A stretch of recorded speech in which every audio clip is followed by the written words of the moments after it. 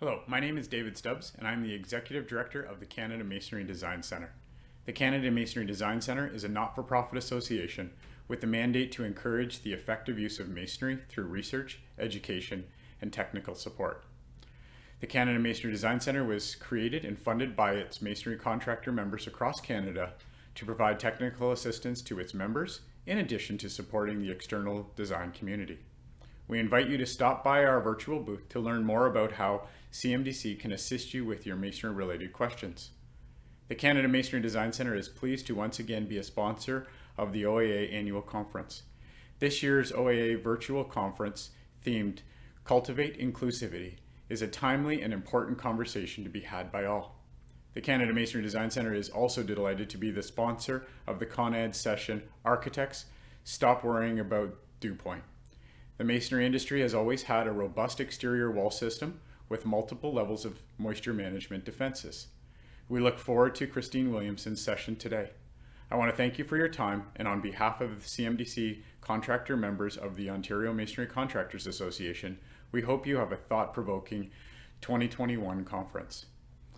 And now it is my pleasure to introduce Agata Manzanini, Principal of Assembled Light and OAA Senior Vice President and Treasurer. Thank you very much, David. Welcome, everybody. Really happy to have you guys here. I'm very excited to be introducing Christine Williamson. If you know anything about her, she runs Building Science Fight Club, a very popular Instagram account that discusses all sorts of water and air management and building science tactics and real life situations. And it's been incredibly helpful for builders and architects alike.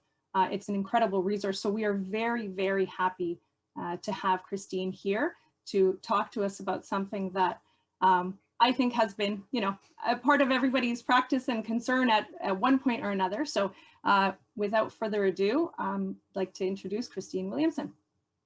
Well, thank you so much. I am so glad to be here, kind of here, there, virtually. I'm coming to you from Dallas, Texas, but I am actually Canadian. I grew up in Toronto and came to the US for university, and have been on the East Coast and the West Coast and now right in the middle ever since. So I want to start, I think, in a very perhaps Canadian way with a little bit of a disclaimer. The title I've chosen here is colorful, but the goal here today is really to discuss a complicated thing, or at least a thing that a lot of people, including me, have found to be pretty complicated. So the idea is not to make anybody feel bad about themselves. If you've found the concept of dew point to be helpful, that's awesome.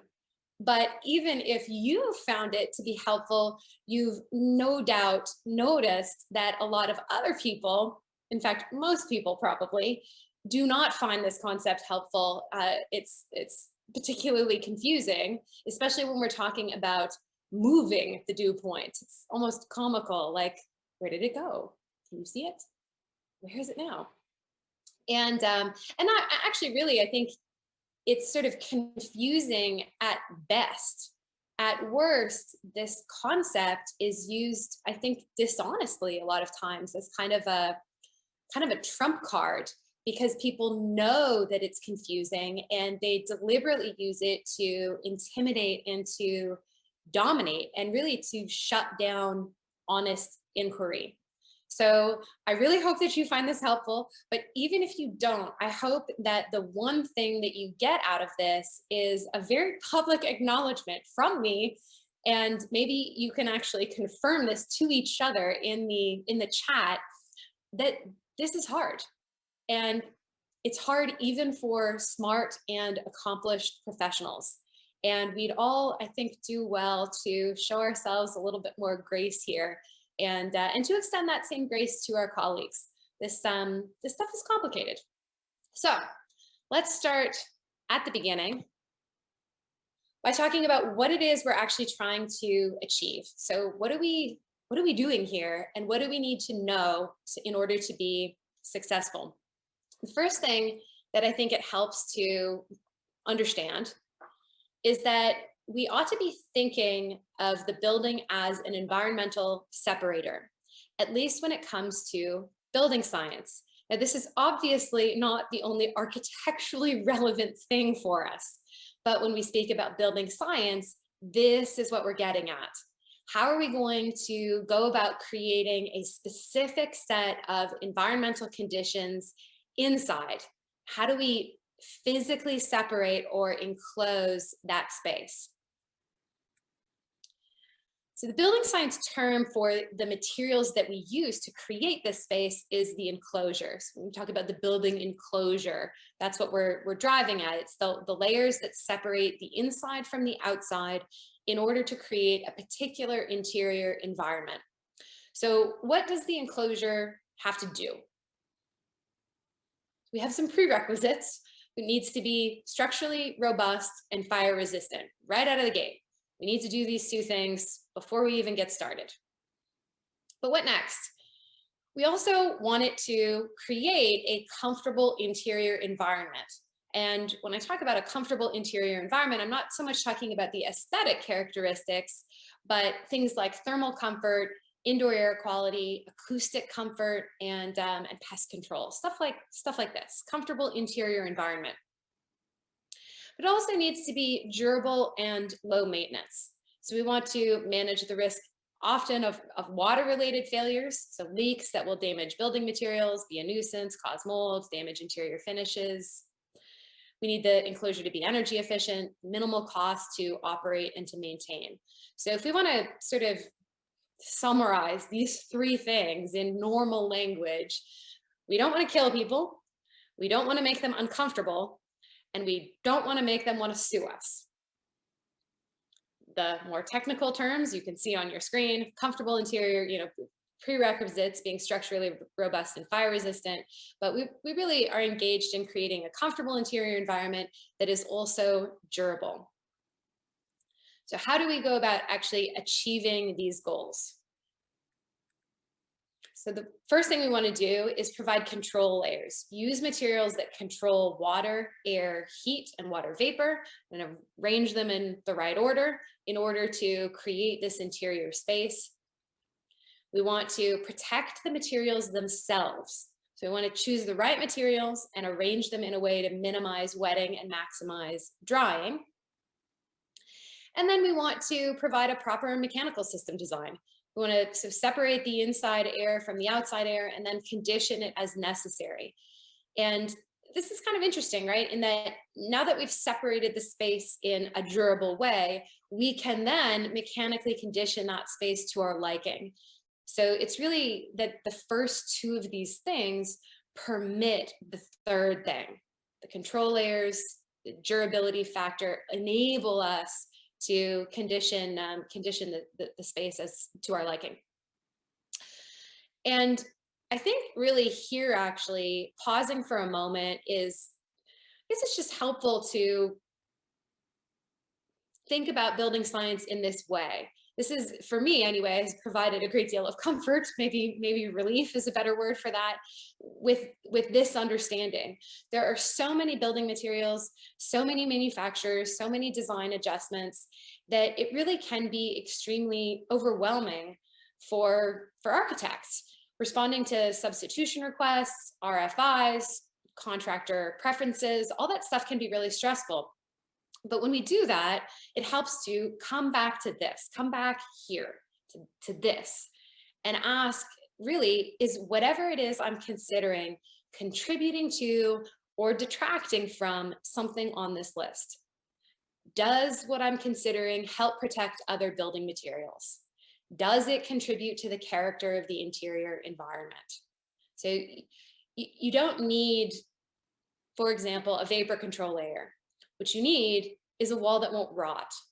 You don't need a water control layer. You need a building that doesn't leak. You don't need an air control layer. You need a comfortable interior environment. It really helps to think about what it is we're actually trying to achieve. All the codes and the rules of thumb are really helpful, but they cannot possibly capture every scenario. It helps to remember what it is we're really trying to do. So with that, why are we interested in controlling water vapor? What does that do for us? If we go back to our list here, providing control layers, protecting the materials, and having a proper mechanical system design, the water control or controlling water vapor fits in this middle category here. It has to do with durability. So that's what we're driving at here. It does not, contrary to, I don't know, maybe some belief, it is true that mechanical system designers deal with dew point all the time. That's a very helpful term for them. But when we're dealing with the enclosure, I find it to be a less helpful term.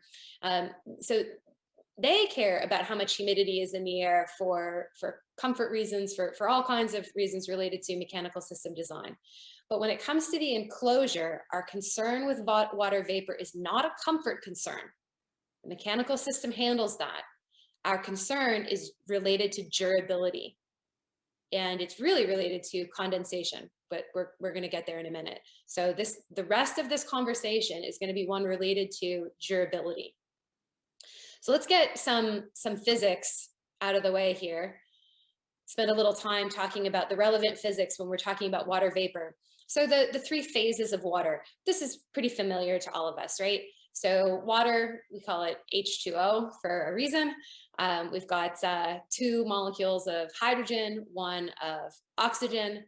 And when we talk about the 3 phases of water, liquid water, water vapor, and water in the solid form or ice, that I find that to be somewhat of a helpful, the H2O, thinking of the actual molecule to be somewhat helpful in that when we're dealing with liquid water, like a drop of water, it's not really H2O. It's not one molecule. It's usually clumps of molecules. So you've got like H150O75. And water vapor in the gas form is usually a lot smaller than that. So how does water vapor get from one place to another place? So we've got 2 primary mechanisms. The first is more important or more relevant than the second. So air transport is one big way. It is the movement of moisture in the vapor state as a result of an air pressure difference. The direction of flow is from more to less, just to say a higher pressure to a lower pressure. And this is pretty intuitive, right? The water vapor that's in the air, like in the air we breathe, moves with the air that it's in.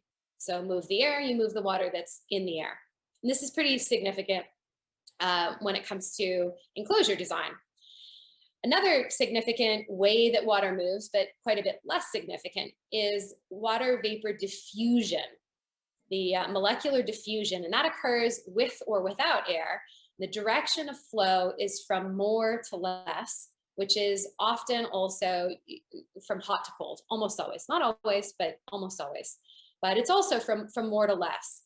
And this is a little harder to wrap your mind around, but the way I like to kind of think of it is basically if I've got a wet thing, a wet material, and I put it in contact with a dry material, the dry material becomes wet. I'm sure a physicist would maybe take issue with that way I've described it, but for the purposes of enclosure design, that tends to be pretty helpful, I find. Now, what about building materials? This is the last sort of wrap up on, or maybe not, anyway. Okay, vapor permeance of building materials. Don't memorize what I'm showing you on the screen, please. It's not necessary to memorize it. The idea here is to describe that materials that we frequently use in construction are either more or less, or they permit the passage of water in the vapor state more or less depending on their material characteristics. So we've got a bunch of materials here, pretty intuitive, like a lot of insulations, loose fill cavity insulations are pretty open to water vapor passing through it, both air and water vapor via diffusion. And some materials are quite a bit less permeable to water vapor diffusing through them. And those are also pretty intuitive, right? We don't expect, I don't even think anybody intuitively would expect water vapor to pass through sheet metal or our roofing membranes. You know, we don't think of water vapor diffusing through those. So don't memorize the list, just realize that there's a continuum. And this usually comes into play in terms of when we start talking about drying. How wet will a material stay is dependent on among other things, this list. It's how permeable it is. How easily will it dry? Let's talk about condensation. And this really is the more helpful concept I find than dew point is condensation. For condensation to occur, moisture, usually moisture-laden air, must reach a cold surface. No cold surface, no condensation. Because this is a very classy group, I decided to use champagne as an example of this. But this, we've seen this, right? Cold beer, warm day. We intuitively associate condensation with cold surfaces anyway. And that's what makes it such a helpful intellectual tool for us. Now, to control condensation, we have 3 and only 3 options. Only 3 things that we can do to deal with condensation, to control it, to prevent it from happening. We can warm the condensing surface. So you could drink warm beer. Maybe you don't want to, but you could do it. So warm the condensing surface, no cold surface, no condensation. Second thing, do not let moisture reach the cold surface. Keep it in the fridge. Or, well, we'll get to other ways of doing that, practically speaking, later. But in that theoretical, we've got these 2 theoretical approaches so far: warm the condensing surface, don't let moisture reach the cold surface, or 3, remove moisture from the environment. And usually in architectural design, we're contending with some combination of these 3 things. That said, for the most part, the first option, warm the condensing surface, is typically the most helpful and the most reliable. But these are the 3 options, and the only 3 options. Now let's talk about actual architecture here in enclosures. I find that it's helpful to start with the perfect wall. This is not a real wall, and it's not literally perfect. This is a conceptual wall only, and what it really is an incredibly helpful teaching tool. So let's review what we've got here from right to left, or from the inside to the outside. We've got the structure, and we've got our control layers. We've got our water, air, and water vapor control layer. We've got our insulation. We've got a cavity for drainage and ventilation. And then we've got a water shedding cladding. And everything that's outboard of our control layers is moisture tolerant, and everything inboard, it can be moisture sensitive. It's not necessarily moisture sensitive, but it could be, right? Because it's protected. So what's so awesome about the perfect wall is that, conceptually perfect wall, is that it works in every climate on every construction type. This will work everywhere. It is remarkable. It works where I am here in Dallas. It works where you are in Canada, everywhere. The control layers are located outboard of the structure, which means the structure is protected. And this structure, by the way, this is sort of generically in the perfect wall. This can apply to, this could be a frame structure, it could be a mass structure, it could be a whole lot of things, but it's the structure, whatever it is, it's holding stuff up. But the control layers are outboard of the structure, where they are, in fact, best positioned to protect the structure, which is pretty important to us. The insulation, the thermal control layer, is always the outermost of our control layers. That's going to become significant to us in just a moment. So why does this work? The reason this works is all of the control layers are on the outside, where they're best positioned to protect the structure and to create that interior environment that we desire. The permeance of the materials doesn't matter when the insulation is on the exterior. And the reason for this is that no surface that gets cold is also exposed to warm air, which means that we don't have condensation. That's not an issue for us. And let's spend some time actually looking at this, because this is our sort of conceptual starting point. So let's look at why this works. Let's say it is wintertime, and we've got, I've helpfully said it is winter.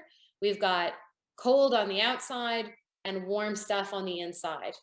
So this surface here, and indeed all of these surfaces, will be warm, and condensation is therefore not a risk.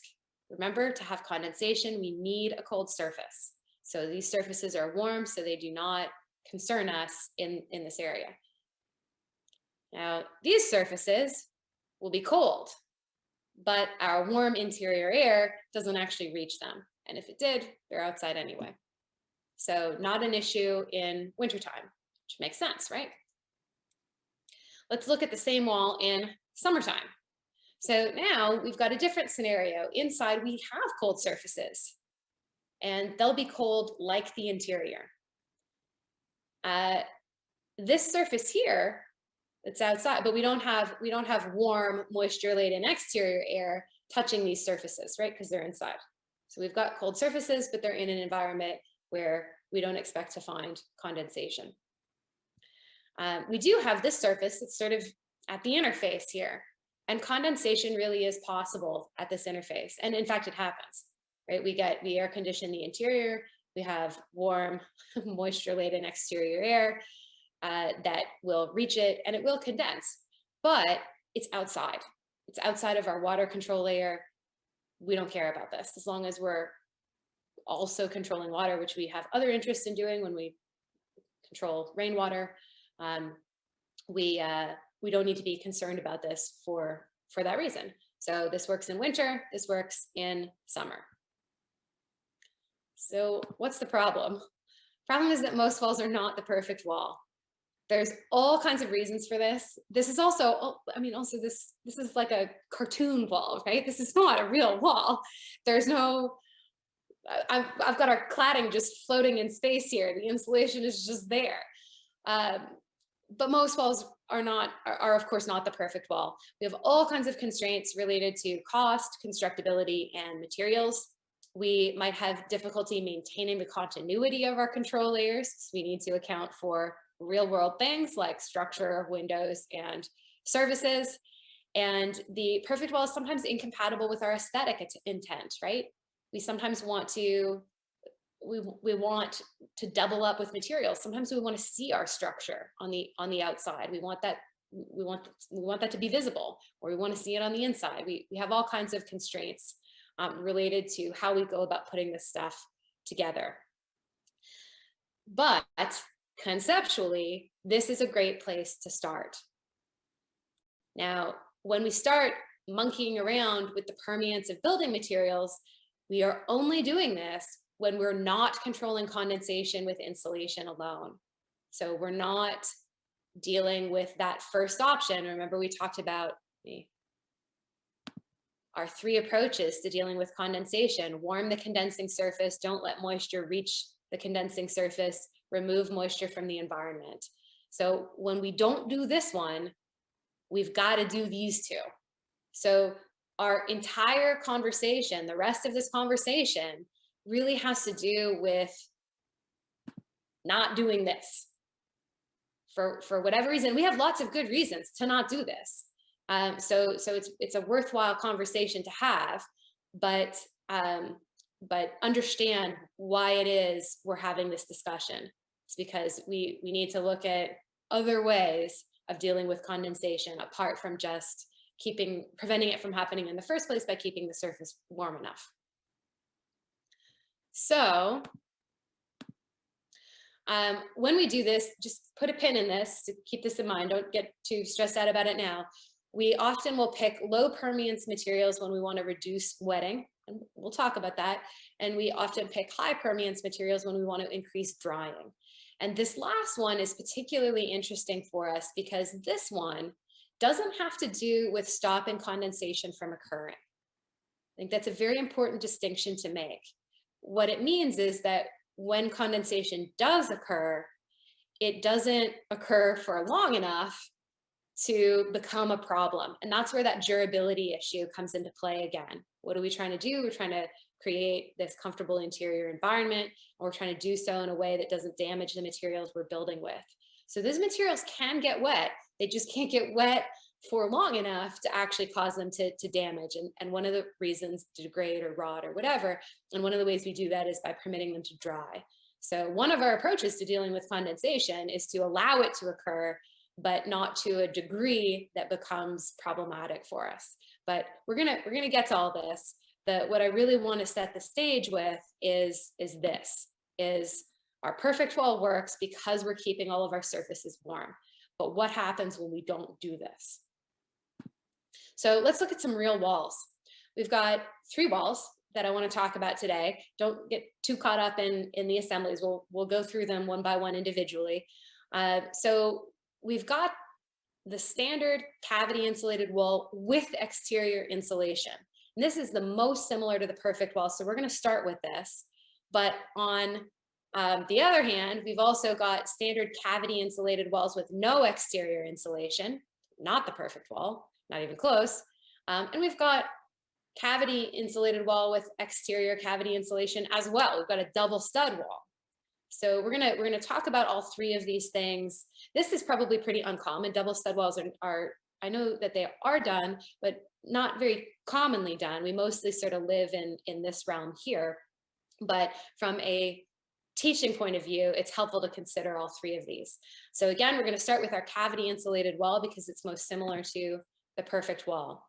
But with one critical difference, we have split the thermal control between exterior rigid insulation and interior cavity insulation. And why do we do this? We do this typically because exterior insulation is expensive and it can be difficult to install. This is not physically that difficult to install. It's not rocket science here, but the more exterior insulation we use in our structures, we have consequences related to that. We now have to fasten our cladding through a thicker span, and there are some real structural consequences to that, and some cost consequences, and even some aesthetic consequences, right? Our window returns start to look a lot different the more that we increase the exterior insulation. So we've got lots of practical reasons for doing this approach, sort of splitting this up. So we get some of our thermal resistance on the exterior, and it's completely continuous, which we like for other reasons that we're not talking about here today. And then we've got cavity insulation within the cavity. So where does this wall work? This wall will work in all climates, but in cold climates, we need to make sure that we use enough exterior insulation to keep the sheathing warm enough to prevent condensation. So this is the potential condensing surface that's going to concern us the most. And the question we have to ask ourselves is, how much exterior insulation do I need to use to keep that surface warm enough to where I'm not worried about condensation? So if I have a lot of exterior insulation, that surface is going to be warm, right? So that would be on the less risky side. The more we back off on that insulation, that sheathing starts to get colder and colder, to where we might start to be concerned about insulation. So the question is really degree. How much insulation do I need to keep this warm enough to stop condensation? And you won't be surprised to learn that is climate specific, right? In colder climates, we need more insulation to keep this warm enough. And in warmer climates, we don't need as much. So how much though? And it turns out we have figured this out. Now, this is a very helpful rule of thumb. So it's, again, rule of thumb here. And based on climates, we've figured out the ratio of exterior insulation to total insulation that we need to keep that surface, our sheathing temperature, warm enough to not deal with condensation. And you'll notice this is not surprising. First of all, we don't even start caring about this until climate zone 4 from a condensation control perspective. I would love to use exterior insulation on my house, even though I don't need it to control condensation for energy reasons in Texas. But when we're talking about condensation control, we start paying attention in climate zone 4. And you'll notice that these percentages get higher the colder it gets, which makes sense, right? The question that I think confounds a lot of us, though, is why is this a ratio? Like, why isn't it just a fixed R value number? Why don't I just say, well, you need R10, R15, R20, whatever it is? Why are we saying that this is at all dependent on the ratio of the total insulation? So that's a little bit confusing. Now, if what I'm about to tell you turns out to be too confusing, just come back to the table. Don't stress out, but follow. You might enjoy following the logic here. And we're going to talk about where these values actually come from, where the ratio actually comes from. So let's consider, just as a thought experiment, let's pretend we've got two materials that make up a wall, just conceptual materials. One of those materials is R20 and the other material is R10. Okay, so two materials, that's it, that's all that's in our wall. One's R20, one's R10. And this is sort of most similar to cavity insulation, R20 in a 2x6 wall, thereabouts, and R10 exterior insulation. Okay, so two materials. Now let's pretend that it's 70 degrees inside and it's 30 degrees outside. So a typical cold climate condition. So the temperature of this interior surface is going to be 70 degrees, just like the inside. And the temperature of this exterior surface is going to be 30 degrees, just like the outside. So we know, if what we want to know is what the temperature of where we would put the sheathing, but what's the temperature in between these two things? So what's the surface temperature here? Now we know that it's going to be somewhere in between 30 degrees Fahrenheit. Oh, I'm sorry, I didn't switch this from Fahrenheit to Celsius. Man, I got really used to Fahrenheit. Yeah, I guess you're used to Americans being ignorant, and I'm Canadian too. I should have known better. But anyway, okay, so we know that it's going to be in between 70 degrees and 30 degrees. So somewhere in between, but what specifically is it going to be? And it turns out that we can figure this out with pretty simple arithmetic. So R20 plus R10 is R30 total. So we've got a 30, our thermal resistance is R30 in total. 67% of that, or 2/3, right, of that occurs, of that contribution to our R value happens with the R20 material, and 33% happens with the R10 material. So if we know that if we take 70 degrees minus 30 degrees, we've got a 40-degree temperature difference. And if 33% of that temperature difference occurs across the R10 material, and 67, roughly, percent of that temperature difference occurs across the R20 material, we can actually figure out what the temperature of the surface is in the middle there. We find that it's 43 degrees Fahrenheit. So that's where we come up with these ratios in that table. And that's why, in fact, it's the ratio of insulation that matters for condensation control, not the total amount of insulation. So if we look at this wall, this conceptual wall, if we were to add more insulation outboard, what would it do to the temperature of this surface? It would be lower. Now that's difficult for us intuitively because we think, well, if we add more insulation, things oh, I'm sorry, that gets what I've said it completely opposite. So you can see how intuitively it becomes difficult. But intuitively, we're used to thinking, well, if I add more insulation, things get warmer. Well, that's not always true. Some things get warmer and some things get colder. So if I add more insulation on my cold side, on the exterior, this sheathing will get warmer. But if I add more insulation on the interior, on my warm side, this is going to get colder. And that's a little bit tricky for us. So it's very helpful to think in terms of these ratios, and that's where the ratios come from. Now, you don't have to do all this math.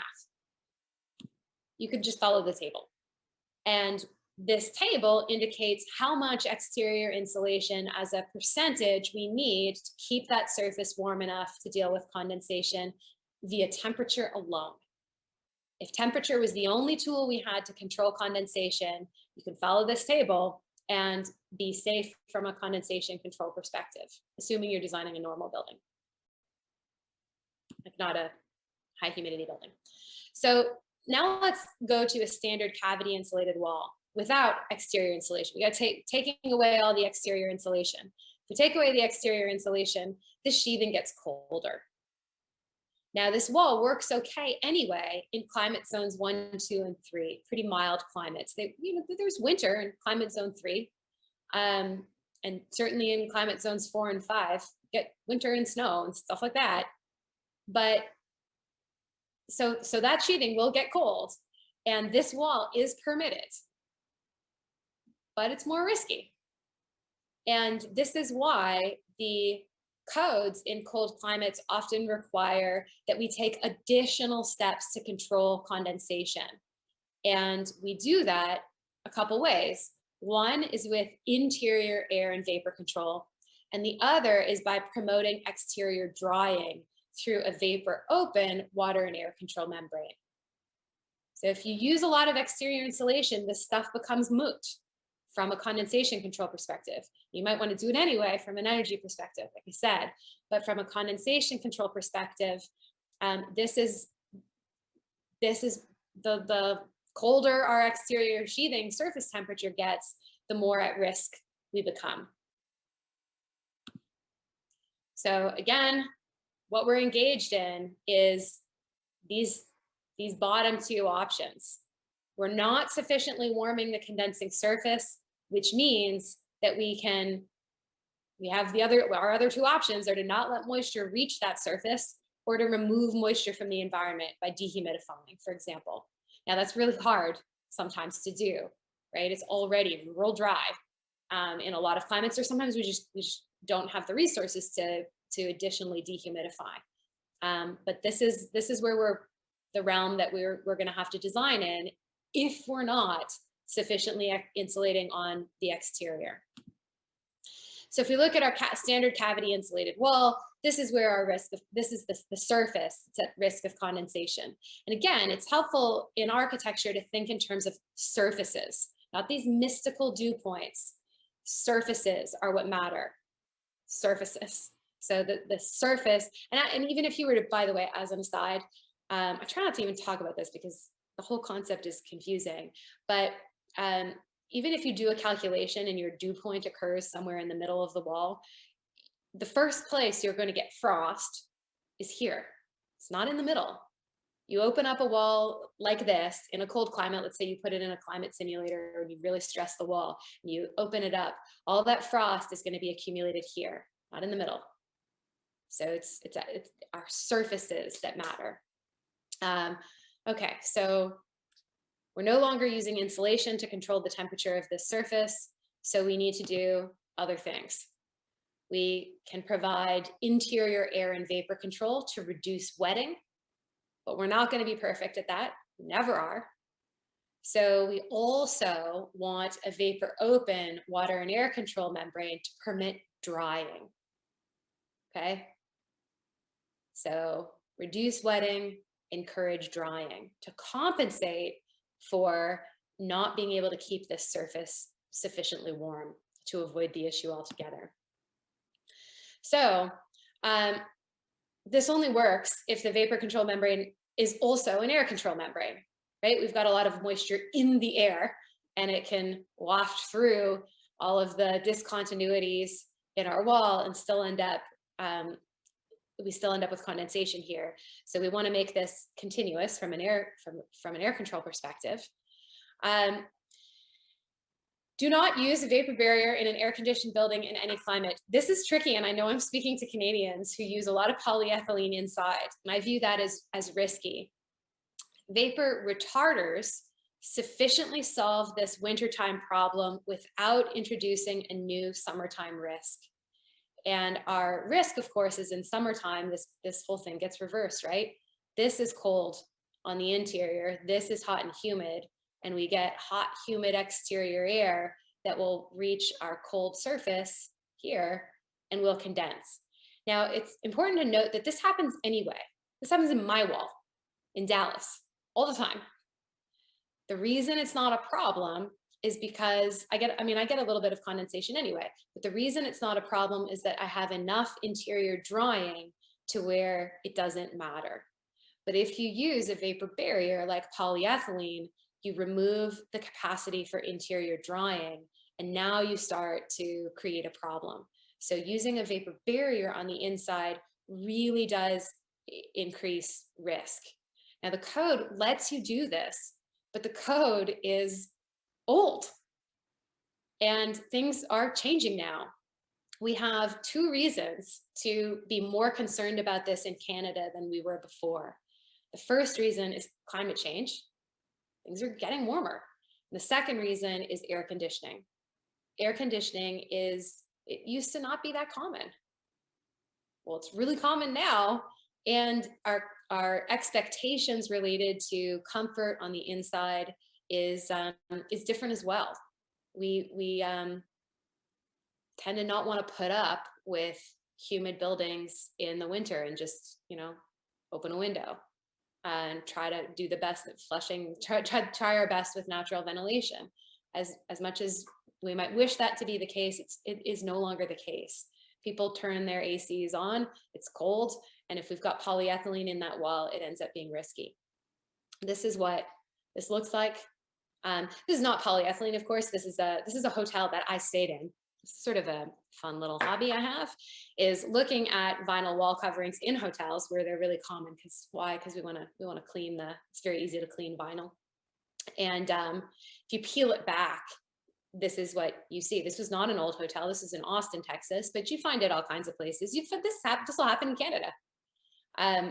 What's sort of the tip off, if you will, is if you see pink stains, you can kind of see it here. The photo doesn't make it come through real well, but pink is a sign that there's mold behind it. And if you peel the insulation back, I'm a great hotel guest, obviously here. My husband loves it when I do this little party trick. But yeah, this is pretty common, and this is gross and unhealthy. And this is the same risk that we see with polyethylene. But we don't always have a problem with poly. So we sometimes have a problem, we sometimes don't. Why don't we have a problem? Let's think about that for just a moment. And I'm going to talk about something that will make this problem worse before we talk about why it's not always that bad, okay? So what makes this summertime problem worse is using a reservoir cladding. So using a cladding or an absorptive cladding, using a cladding that holds a lot of water. So brick, stucco, adhered stone, anything that holds a lot of water will get wet when it gets rained on. And then the sun comes out and dries that material out and wants to dry it in both directions. No problem drying to the exterior.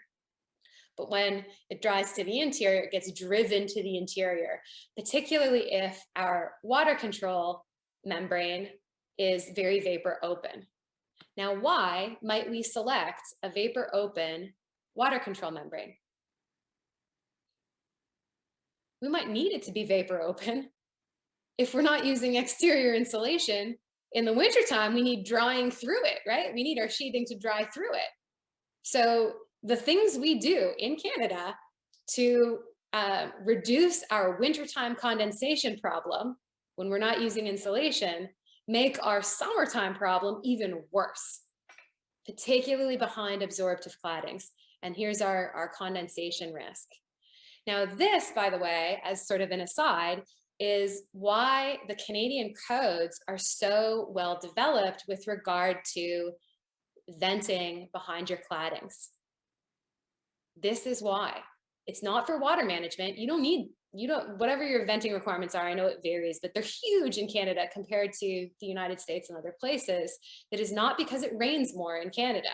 You don't need that much of a space for drainage. You do need that big of a space for ventilation if you've got poly on the interior and you need to try to keep as much air exchange in the summer to reduce this exterior or interior vapor drive from absorptive claddings through a vapor open WRB, water control layer, which is crazy, right?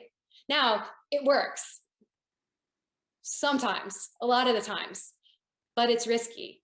One of the things that, I don't know, kind of amazes me so much the more time I spend in this industry is realizing how close to failure we actually are with stuff that is completely standard. It's risky. You can do it, but it's risky. What other things, before we move on from this point, might increase our risk in settings like this? High interior. So one thing is moisture on the outside, lots of moisture on the outside, insufficient ventilation behind our cladding, a vapor open membrane, and high interior humidity. And then of course, something, the poly or whatever it is that's acting as a barrier, inhibiting interior drying. So we've got a lot of risk factors, and it's really common to include these risk factors, like to design these factors together in a particular assembly. So this summertime problem goes away if we either get a lot of air exchange behind our cladding, or if we use a less permeable membrane as our water and air control membrane on our sheathing. So in my climate, and very, very common to use the residential version of Tyvek, which is like 50 perms. It's super, super permeable behind brick. Like they do this in Louisiana. So you get huge, huge vapor drive on through a 50 perm opening into the walls. And it just, you will get rot without even poly on the inside. It just overwhelms the wall's capacity to dry to the interior. But you can have the problem in Canada with if your water control layer is vapor open, if you're including the poly on the interior, because you need that interior drying. Anyway. This is a diagram to show a point I already described, but increasing the ventilation behind absorptive claddings removes moisture, and it can reduce condensation problems on interior vapor barriers. But again, interior vapor barriers are still risky in every climate. This is tough to do. We can't always guarantee that our air change rate behind an absorptive cladding will be what we want it to be. We engineer these openings, but they get filled up by mortar. They get VE'd out. Somebody doesn't, over the life of the building, they seal them up. They're like, what are these vents here? That doesn't look right. I don't want water coming in or insects coming in. This is risky. Double stud walls. Again, this is helpful conceptually. Most of you aren't designing probably double stud walls, but it'll help to kind of go through what condensation related factors are at play. So first, let's talk about how the wall is constructed. We essentially have two walls here. So we've got our standard cavity insulated wall, and then we've got a second wall outboard of our standard cavity insulated wall that's made of wood typically and has cavity insulation within it. This is sometimes done with trusses on the side, like Larson trusses on the side of buildings. We usually do this to avoid using foam insulations on the exterior, right? This wall, whatever we use as our insulation needs to be tolerant of getting wet, right? It's not, our cavity insulation is protected from water, but this needs to be moisture tolerant. And a lot of the insulations that are moisture tolerant are foam insulations. So some people want to avoid using foams. So doing the double stud wall becomes quite a bit more appealing for that reason. So we get to use, because we're protecting this insulation as well, we get to use moisture sensitive insulations in both places. Now this works similarly to the perfect wall, kind of, right? It's our water control membrane is in a different spot. It's over here, but our condensing surface is the same place. It's this sheathing right in the middle here, and our potential condensing surface, and we're keeping it warm enough. So condensation is not a real big risk here. right? This is warm. So sometimes people think double stud walls are risky from a condensation perspective.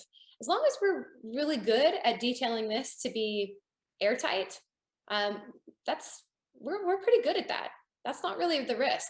And also, based on the construction of this wall, how likely is it that we'll be successful at actually making this our air control, our mid-wall air control membrane continuous? It's pretty high, right? We can do this. We don't have accessibility constraints. These walls get built, at different times, so we have access to this. We can do this, and we can do it real well. So condensation isn't really our issue here. Our issue here is that this wall has a lot of insulation in it, and a lot of insulation means not a lot of energy transfer, which is good. That's on purpose, right? But less energy transfer moving through our assembly means that we have very little energy available for drying. And that means that our water control over here needs to be truly magnificent for us to not have an issue here. This wall cannot tolerate even relatively small flashing defects or other construction defects. There's just not enough energy to dry. So this double stud configuration is risky, not from a condensation control perspective, but from just a bulk water management perspective. It becomes very important to detail this exterior water and air control membrane to truly be continuous. And there are ways, of course, that we can do that to lower the risk. I like using, sometimes people just span membranes, like they'll just span a mechanically attached membrane over the insulation. They won't have it over sheathing, rigid sheathing. And I find that risky. It's really hard to detail flexible material to be watertight if it's not fully supported by something rigid. Now, if you're using sheathing though, it has to be plywood or gypsum. It cannot be OSB. I mean, it could, but OSB is very, very risky because we don't have very much energy for drying to begin with. If we pick something that's vapor closed, which OSB is around 2 or 3 perms, when we do get a little bit of water in this wall, and we will, we have restricted drying even more. And we've picked materials that are, OSB is also moisture sensitive, very moisture sensitive, more so than plywood. The best choice here is gypsum and something really vapor open for the water control. This gypsum is lots and lots of drying through your gypsum. And then of course, excellent workmanship, very good windows I mean, I also care about energy, but from a risk perspective, the very good windows, very well detailed, matters from a water control perspective. This assembly is risky, but if you want to pursue it, do so with excellent oversight and workmanship and attention to detail. So yes, exterior water management is critical in this wall. This wall is so well insulated that very little energy is exchanged, which means very little drawing can occur. A note before we conclude, we've left, by the way, a generous amount of time to ask questions, so please feel free to add those to not to the chat, to your Q&A, but we've got plenty of time for questions. I'm sure you will have them. I'd like to talk for a minute about spray foam and condensation control. So spray foam counts as exterior insulation when we're looking at this table here for our ratios. And the reason it counts, the spray foam is installed from the interior. So we're not warming the condensing surface on the outside. We're operating here when we use interior spray foam. We're not letting moisture reach that cold surface. And spray foam lends itself pretty well to doing that because it's airtight, and the closed cell version is relatively vapor closed. So it prevents we're keeping water away from our condensing surface, which is still our sheathing, from airflow and from diffusing through the material itself. So that's why spray foam works. And we found that the quantity of spray foam, the amount of spray foam we need is consistent with the same chart. So you don't need to use a different chart to make that determination. With the spray foam though, keep in mind that what we're really kind of doing is we're not really solving the problem. We could be moving the problem. That's why the amount of spray foam matters, right? Because if we only use a little bit of spray foam, the temperature of the sheathing will be whatever it normally is. But it also means that the spray foam will be cold. So we have to use enough spray foam to make sure that the interior surface of the spray foam is warm enough to where we don't get condensation. And following this guide is a good way to make sure that you do that. Now, some caveats though to using spray foam. There are really, well, not anyway, I guess this is the same one. It is risky to count on spray foam to control condensation on the interior of humidified buildings. So this approach counts in the code. The code permits you to do this. But if you are building an auditorium, or you're building a fancy home and there's like a steam room or something on an exterior wall and interior humidity is high, or you're working on a hospital and it's humidified, you want to do this, get to these percentages with exterior insulation, not spray foam. Because spray foam only works where it has actually been applied. Spray foam won't air seal where it's not. And we get a small amount of air leakage, around the spray foam, around the framing, that kind of stuff. Now, in a typical non-humidified building, this tends not to be a big deal, which is why the code allows us to use interior spray foam for the same purpose, in the same amounts. And it works fine. It really is a small amount of leakage. But in a humidified building, even a small amount of airflow matters a great deal. And there's lots of failures, tons in my forensic practice that come from some version of this, using spray foam or some other method of interior. This also goes, by the way, for interior air and vapor control, for condensation control. It will not be sufficient. I don't care how attentive you guys are in the field at building this stuff. If you're building a pool and you're trying to rely on the continuity of some sort of interior membrane to control condensation, it's a recipe for failure. It's extremely risky. The lowest risk approach for humidified buildings is to use exterior insulation for condensation control. So now what? What's the sort of takeaway from this? Remember that the reason we are interested in controlling condensation is to protect building materials from damage. That's why we're concerned in the first place, is durability. Protect the stuff we're building with from staying wet long enough to cause a problem. For condensation to occur, we need a cold surface. Something's got to be cold. We have 3 and only 3 approaches to mitigating condensation. We can warm the condensing surface, prevent moisture from reaching that surface, or we can remove moisture from the environment. And among these 3 approaches, warming the condensing surface is the most reliable.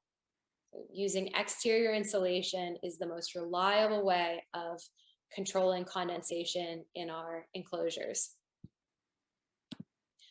The lowest risk assemblies use exterior insulation to control condensation and do not rely on interior vapor control. When you must rely on interior, air and control, the lowest risk approach is to use a vapor retarding membrane, not a vapor barrier membrane. And this option is most successful when it's combined with interior humidity control and a ventilated cladding. So you promote exterior drawing there. And interior vapor barriers should be avoided in air-conditioned buildings. This is really, really, really risky. I'm certain that I'm ruffling some feathers in Canada by saying this, but this is not going to be. This is only becoming more and more risky with like I said, with climate change and with interior conditions becoming quite a bit colder in summertime. Unfortunately, this puts architects in a really, really difficult position, and that is that the most reliable way of dealing with the risk of condensation and durability is not the least expensive way. And I think that puts architects in a really difficult position, and I wish that the code really that we would change the code to protect us a little bit better. There's a lot of pressure for picking the least expensive approach, which in Canada certainly is poly. You can use, what are the alternatives? You can use painted drywall will work, by the way, although it's not permitted by code. But if you detail your interior drywall to actually be continuous, we didn't have time to get into this here, but that does work. So that works rather well, actually. You can use a membrane that, in fact, one of them is called membrane, by Certainty makes it. But you can use a membrane, an interior membrane that is not a vapor barrier, that is a vapor retarder. In the United States, the sort of very inexpensive way of satisfying the code without getting into trouble is that we can buy craft face bats. So fiberglass bats with a craft facing rather than a foil facing or polyethylene. And the craft facing is vapor open enough. I mean, it's vapor closed it's vapor closed enough to satisfy the code, but vapor open enough to provide interior drying when we need it. And it's not, to my knowledge, there's not even a premium for ordering fiberglass bats with a craft facing as opposed to unfaced fiberglass bats. So we've got an inexpensive sort of solution in the United States, but that's quite rare in Canada, and that puts you guys in a tough position. And I'm sorry. Hopefully, we'll be caring so much about exterior insulation for energy reasons that it will reduce some of the pressure from a condensation perspective. But in the meantime, do your best. And with that, that's it. I'd like to open it up for questions. I didn't say really anything about me. I could have talked about my Instagram page. I teach for fun on Instagram for free. Nobody sponsors it. I don't know how long I'm going to be able to do this. This was sort of actually it's sort of funny. I'm an immigrant to the US, and I married an American semi-recently and applied for my green card, and I couldn't work while I was in the United States, but I couldn't work, or I couldn't be paid. I could work, but I couldn't get paid. So I had the account prior to this, but started putting a lot more effort into what I was posting. I only post once a week, and I do a little mini lesson on building science on Saturdays. I send it out now via email as well. So if you'd like to sign up, it's free, and again, it's not sponsored. This isn't a get rich quick thing. I'm not selling your information. If you think you might be interested, you can sign up through the link in my Instagram profile, or I have a website, Christine-Williamson.com, and you can, there's a spot to sign up. I think there's a Christine Williamson who's like Miss Tennessee, like, or she's got the sash and the hair. That's not me. Christine-Williamson.com. And with that, yeah, hook me up. We have so many questions. Okay. There are so many questions. So we're going to start a little bit. There are a lot of questions about existing building stock, especially brick, double wide brick. Okay, great question. Concrete block. People want to know, especially in our climate, what's the best approach, especially when you can't necessarily get in and between a lot of those spaces, right? And you don't want to insulate on the outside because you're going to destroy your beautiful brick. So what do we do here? Okay, so first of all, the brick isn't always pretty. So Sure. sometimes, like from a building science perspective, if you can insulate on the exterior and you are going to change the facade and how it looks, that is the less risky approach. But we already know that. But sometimes we don't want to do that because the brick or other masonry is beautiful and we want to preserve it, in which case our options are much more limited.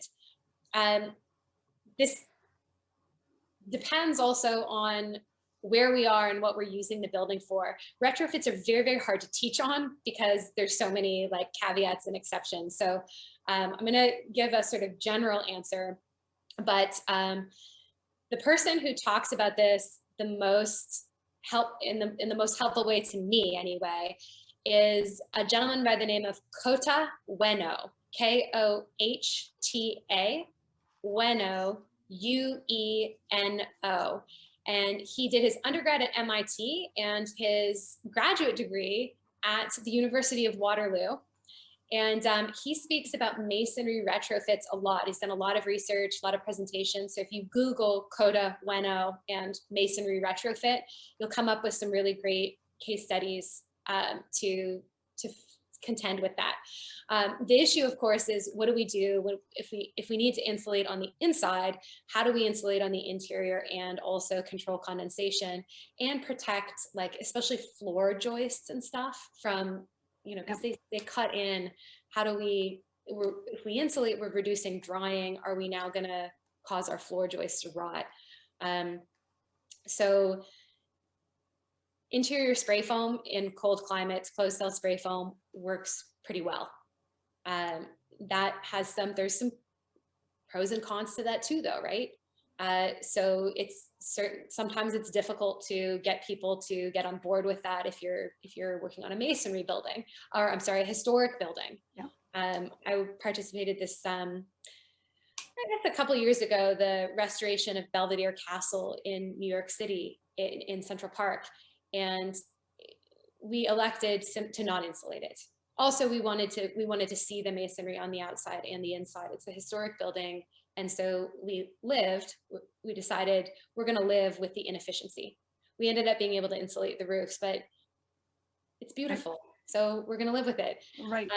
We can't always, now that's also not a building that somebody lives in. So I'm not going to like camp out in Belvedere Castle in the wintertime in New York. It's cold, or that stone is cold. But anyway, you can insulate on the interior, especially in milder climates. In New York City, they will do masonry building retrofits from the interior using blown cellulose and interior drywall as an air barrier, and they can just get away with it. It's in whatever it is, New York City is like right on that edge of the climate zone. It's in the, it's technically climate zone, whatever it is, I forget. Yeah, I think Toronto is mostly, it seems Toronto is 6, I think. Niagara comes down to 5 a little bit, and then we're going up, so it might be 5 or 4 there. You might be able to get away with it, but it's really pretty risky. If you're practicing in New York, if you happen to be practicing in New York City on masonry buildings, one of the guys who does excellent work on this is called Peter Marciano. He's not an academic. He just retrofits a lot of masonry buildings, and he'll present, if you guys get an opportunity at a conference to listen to his work at if anybody's involved in the Northeast Sustainable Energy Association, NESE, he sometimes presents there. You might be able to find him somewhere presenting on this, but he'll do masonry retrofits on the interior with permeable and moisture sensitive insulations. But unfortunately, I wouldn't do that in Chicago. I wouldn't do it in Toronto. Maybe I don't have enough experience insulating masonry buildings in Toronto, so maybe you guys have done this with more success up north. But there's a lot of tensions really at play there. But Kota's research on this is just spectacular. If you've got an actual project that you're working on, you can benefit a great deal from his case studies. Okay, and because I don't want to push too long on this topic because there are so many others, but when you're saying using spray foam and you're talking about it with that mass wall, does that not create that same potential situation when you were talking about using poly on the inside? Because technically now you've put in a vapor barrier on the inside of a, yes, a wall that is. Thank you. I'm so glad you brought that up. Yes. And here's to not covering all the nuance in the question and answer. It's not so much, so what happens, what we find in masonry buildings when we're going to insulate them, the sort of number one indicator as to whether or not we're going to be able to be successful with this project of retrofitting with insulation is how good are we at exterior water management? So if the masonry building is like a really traditional building with, you know, big and beautiful cornice and windows that are set back and all of those old traditional details for facade management on the facade, and those are working well, that will be an indication that you can successfully insulate on the interior with spray foam or something else. If the water management on the facade is not good, then you are really rolling the dice. And one of the problems that we see a lot of times, particularly in New York City, is we've got these old masonry buildings and their cornices are expensive to repair. So you'll get people wanting to retrofit the interior because they want to demand higher rents. Yeah. Because a lot of these are residential buildings, but they'll take off the cornice, they'll remove it. And now we're greatly increasing how wet these masonry buildings are getting, and it can just devastate an otherwise fine building that's made it through 100 years, yeah, or more. So the exterior water management is absolutely critical when you do anything with insulation on masonry buildings. And one of the ways of kind of assessing this to sort of tell is this little trick that my dad taught me. He was like, look at if you're at a masonry building's parapet, because the parapet sees abuse from both sides, right? So a parapet that's in real bad condition is an indication that you're going to need to be really careful. A parapet that's in very good condition, and I mean, also you can evaluate, you can see these architectural water management details. You can, are they there or are they not there? You can see that. But the parapet analysis is particularly kind of helpful. You can use that as a guide to say, okay, this project is going to be really, really risky, or no, we've got a really good chance of being successful in this. Okay. No, that's a good trick. And for people who don't know, Christine's father is also a building science guru, so it is in her blood. In my blood. Joe's Stevick, and he teaches a course I guess sometimes at the University of Toronto in the summers. So if anybody wants to attend, he's really, really good. So there were a couple questions regarding the whole idea of condensation when you're air conditioning the interior of a building, say in a cold climate here, or the same thing when you are, sorry, I'm going to go back because there are some of the first questions we got. Also in a place like Dubai where it's very hot and humid on the outside, and you have your air conditioning on the inside. The question is about condensation, and realistically, should that vapor barrier then be on the other side of the insulation, or should it not? And what prevents it from still condensing on the side of the vapor barrier? So if you do this, when in doubt, go back to the perfect wall, the conceptually perfect wall. It is not necessary to put a vapor barrier on the exterior, the exterior side of the insulation in a climate like Dubai, for example. It's not necessary. You can put it on the interior of the insulation, just like it is in the perfect wall. And yeah, I mean, if you're in a very hot, humid climate like Louisiana, Houston, we do not want to, it is not helpful for us to use in very hot, humid climates. It is not helpful when we use very, very vapor open water and air control layers. We get a lot of vapor drive from the exterior. So it doesn't have to be a vapor. We don't need a vapor barrier. We don't need it to be like, we don't need it to be 0 perms, although it could be. We don't need it to be a foil-faced material, but it helps if it's not Tyvek home wrap at 50 perms. It helps if it's not essentially invisible to vapor. Like, come on in, vapor, come on. I mean, which is funny because the marketing messages of a lot of these manufacturers is hilarious, right? It's like, you hear DuPont speak, like the ideal permeance of a material happens to be 50. It's like what they produce from, it's science. But anyway, no, in a hot, humid climate, you'll definitely want to use something that can retard vapor at least a little bit on the exterior. On the interior, it's just never help. I mean, unless you're not insulating. So the point of the poly on the interior is to fix a wintertime problem. That is why it's in there. It's to fix a wintertime problem.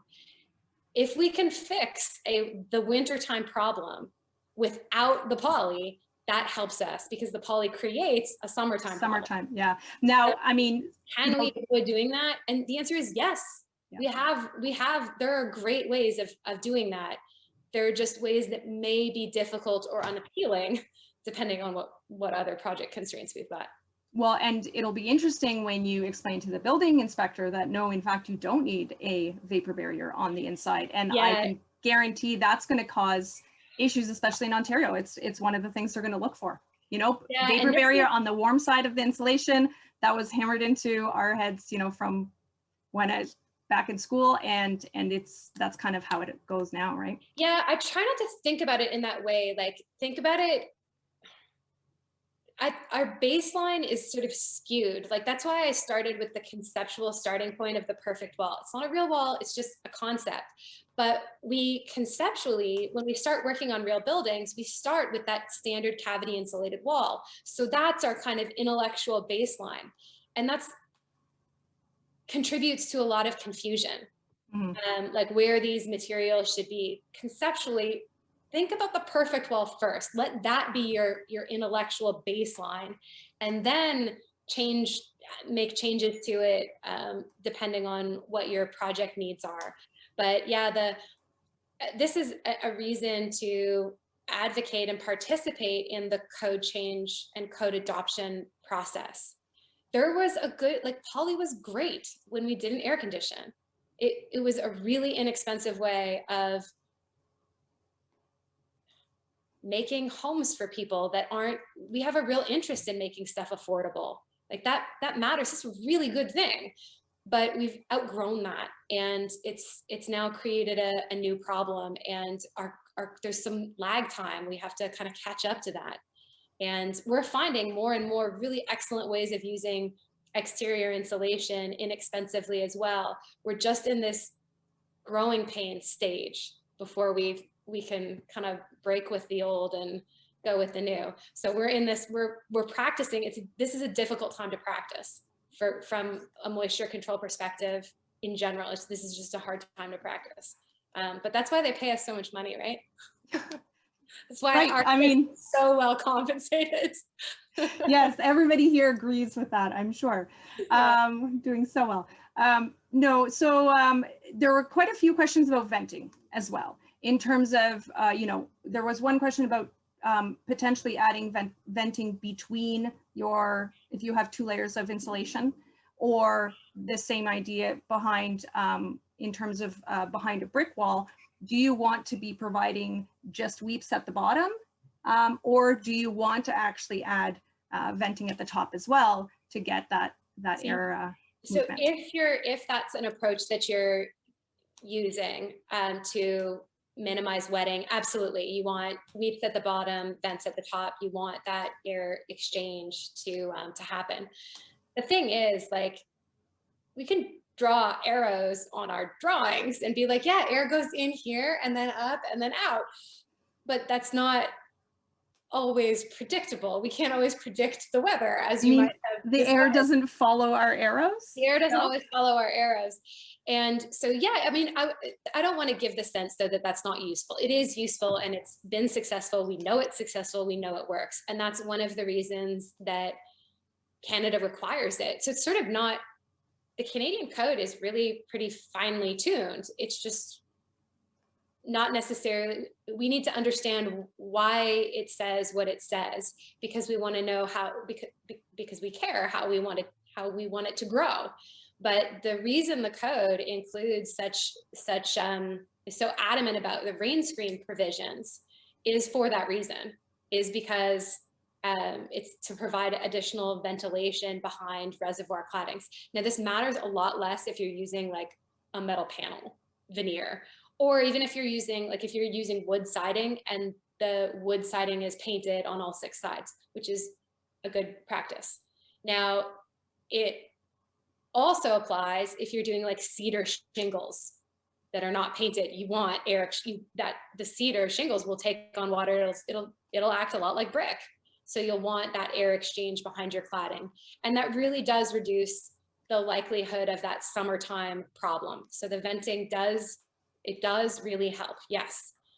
My argument is really that it's still risky and it would be better if you could find an alternative to the poly, either using exterior insulation or ponying up for a membrane that is more permeable.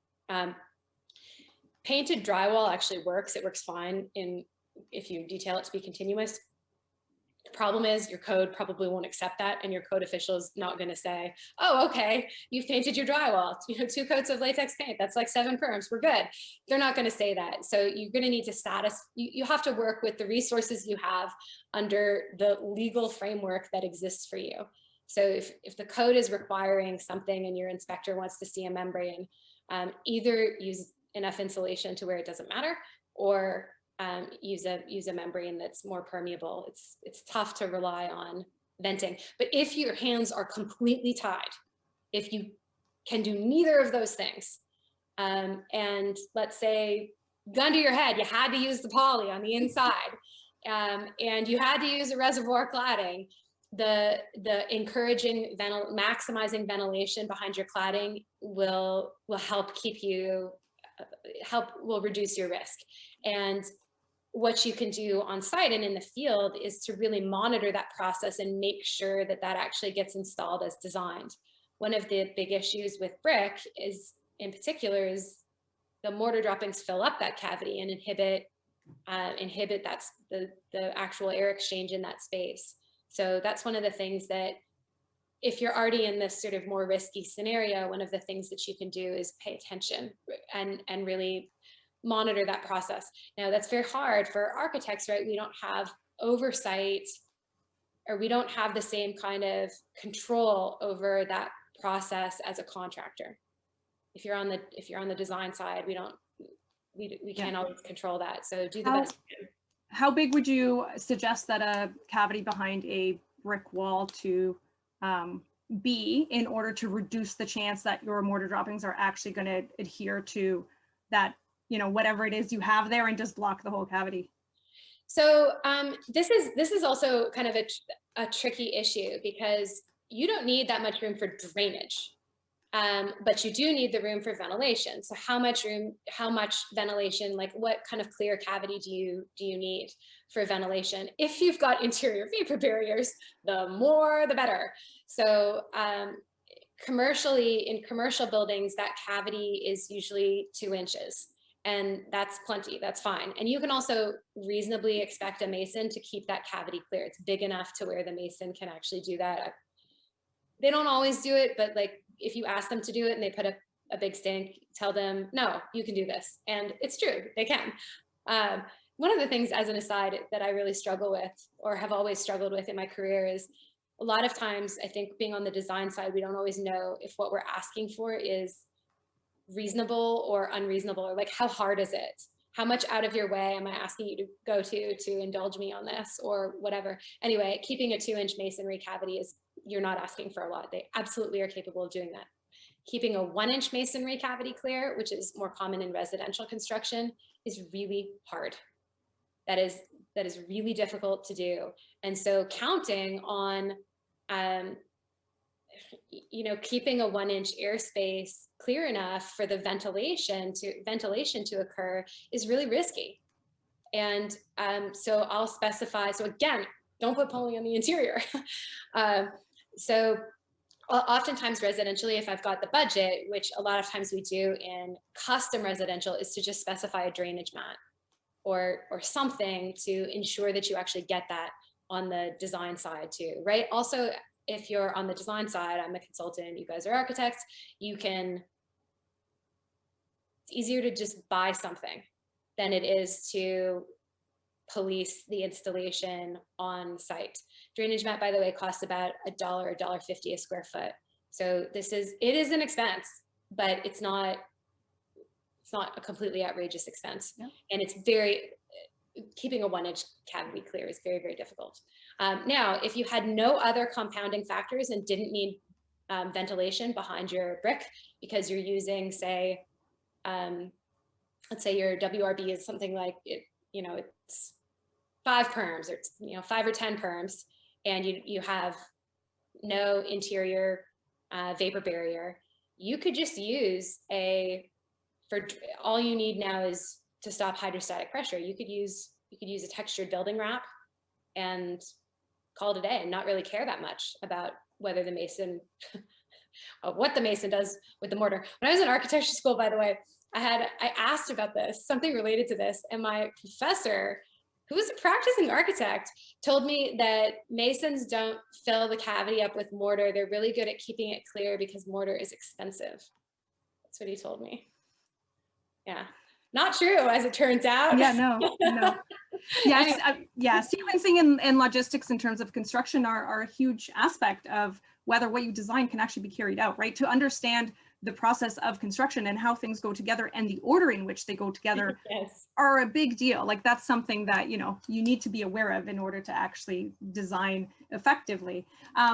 We had another question regarding condensation. Somebody asked if using steel studs and steel cladding would increase your chances of condensation. Yes, because they're conductive. So the issue there is, so in theory world, if we go back to our perfect wall, it doesn't matter what the structure is, right? If the structure is steel, if you have continuous insulation outboard of it in the percentages that we talked about, condensation will not be an issue. So the simple answer is actually no. The practical answer, once we start designing real world stuff, is yes, that becomes more difficult because we have to attach our cladding. So the cladding doesn't really matter. But when we have to attach our cladding to our structure, we have to go through all of these control layers, including our thermal control layer.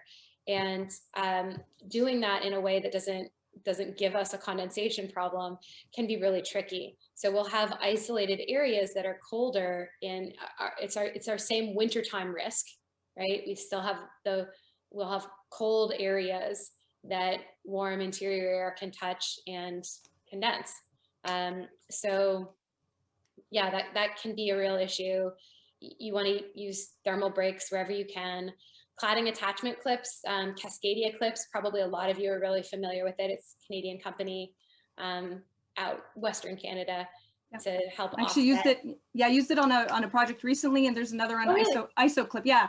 An ISO clip as well, which I think they're out of Montreal, might be a little bit more local. Yeah, trust Canadians to be good at this stuff, but yeah, there's increasingly more options and better options for helping us to do this, not just from an energy perspective, although of course that matters a great deal, but really from a condensation control perspective.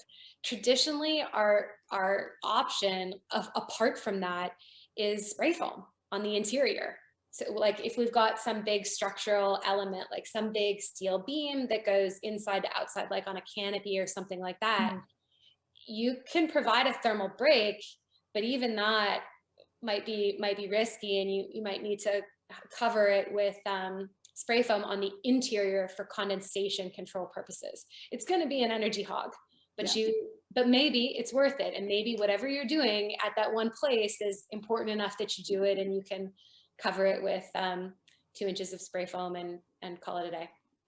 Okay, so we have less than a minute left. So I wanted to thank you so much. There are still so many questions. I want to reiterate, this is going to be accessible to everybody who's watching this and people who didn't get the chance to watch us. It will be available on the OAA conference website.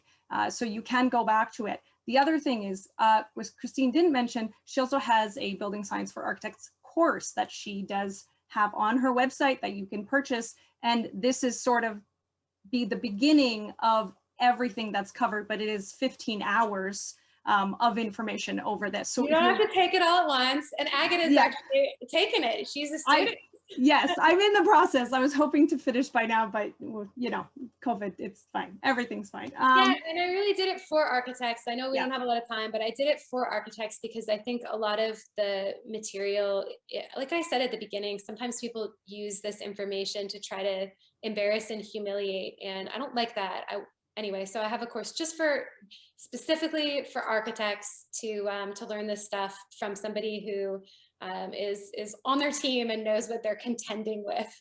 That's my background. I'm a consultant, not an architect, but that's my background, and that's what I hope to help people do. Well, thank you very much. I want to thank everybody for coming, for your amazing questions, and like I said, we'll see you at the next session. And if you're interested, just check back and check the conference for the documents of this presentation and for Christine's course. So Christine, thank you so much. We really appreciate it. I think you turned a couple people on their heads today, so it'll be interesting to see. Not too bad. All right. Thanks everybody. So bye.